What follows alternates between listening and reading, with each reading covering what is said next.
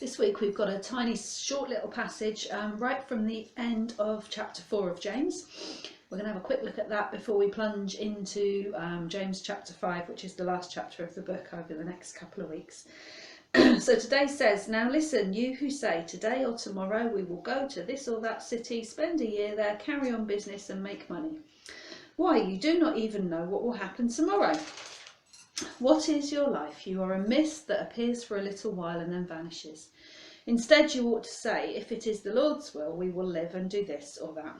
As it is, you boast and brag. All such boasting is evil. Anyone then who knows the good he ought to do and doesn't do it sins."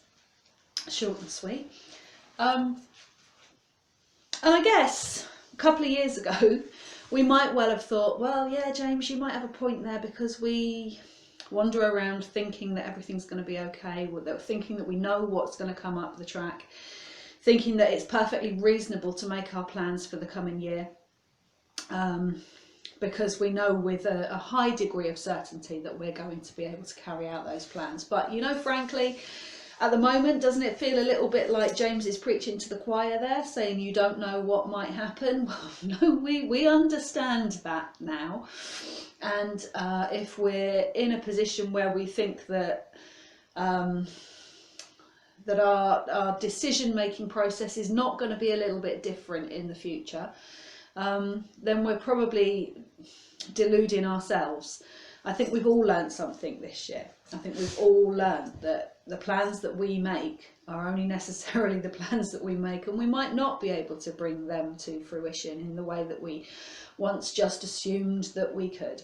So yeah, we've got that, James. What else is there for you to tell us? Well, the thing is, James is all about the practicalities, and there are two or three practical things that we can do with this week. But the first thing is to remember and understand that actually we were the anomaly.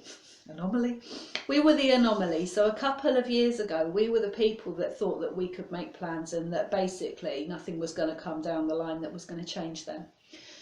Certainly the Christian church that James was speaking to didn't have that certainty. They didn't know what was going to happen to them tomorrow. They didn't know how they were going to be persecuted. They had a fair idea that they would be, but they didn't know how they were going to be persecuted. And the reality is that actually for most of our Christian brothers and sisters across the majority world, they're used to living like that. They are used to living like that because there is not the certainty. There's not the health certainty. There's not the financial certainty. There's not the societal certainty that we happen to live with here at the moment. And yet James still thought that it was relevant enough when people did understand that their plans might have to change. He still thought it was relevant enough to mention this in his letter to the church. I wonder why. I wonder why he made that statement to us. I think the crux of it is that he was saying to us, you know what, don't make plans in isolation from the one who knows what's going to happen. Don't make your plans and think that your plans are in any way going to supersede the plans that God has for you, because the Bible is clear. God has plans for each and every one of us. He says he has plans to prosper us and to give us hope and a future.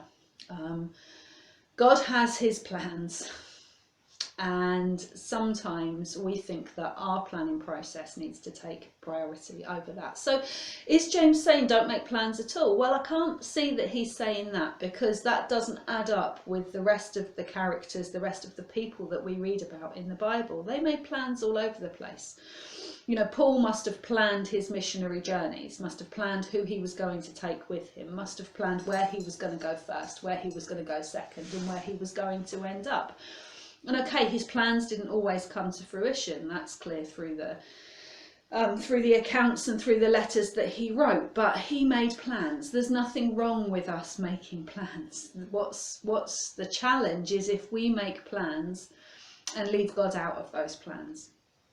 So practically, what can we do with this? Because, you know, if we're waiting to hear a voice from God about what it is that we're going to be doing next, frankly, a lot of us might be waiting a long time. Here's 3 little practical things that we can do that I think will make a difference, or at least help to bring those 2 threads together. The first, that we need to plan for our lives. We need to plan what we're going to do next week, next month, next year. But we also need to make sure that our plans align with God's plans. So practical point number 1 from James today: every morning when you wake up, before you get out of bed, maybe just commit the day ahead to Jesus and say, Lord, you know what's going to happen to me today, and I don't, but I pray that everything that I do and say and get involved in today would be for your glory and for my good. And if we start each day committing it to God, we're not going to go far wrong. The second point is, if you find that you've got plans, if you find that you've made plans and you can't comfortably commit those plans to God, whether that be something that you're just planning to do tomorrow or whether that be a long-term plan, if you find that for some reason you can't comfortably commit that plan to God and offer it to God on that daily basis, like we've just been saying, then don't do it. Don't do it. Take that as a sign that maybe you're straying outside of God's will for your life at this point. So if you can't comfortably commit it to God, don't do it. And then the third one, it kind of comes from the end of that passage, the last little sentence that kind of didn't really seem to fit.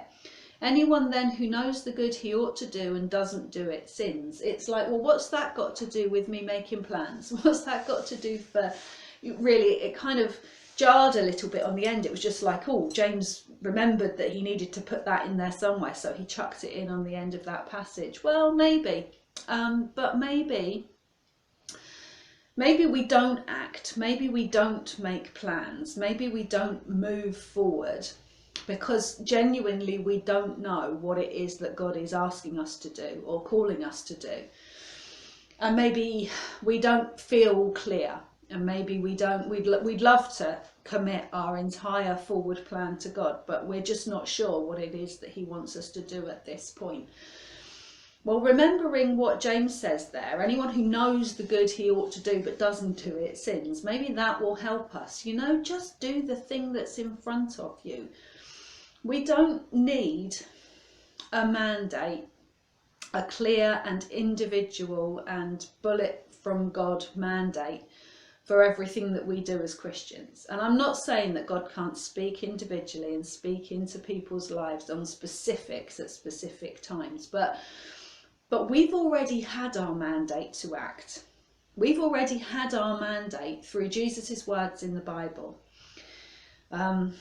When he said, go make disciples of all nations, when he said, feed the hungry, when he said, care for the sick, when he said, look after the widows and orphans, we've already got a mandate to act.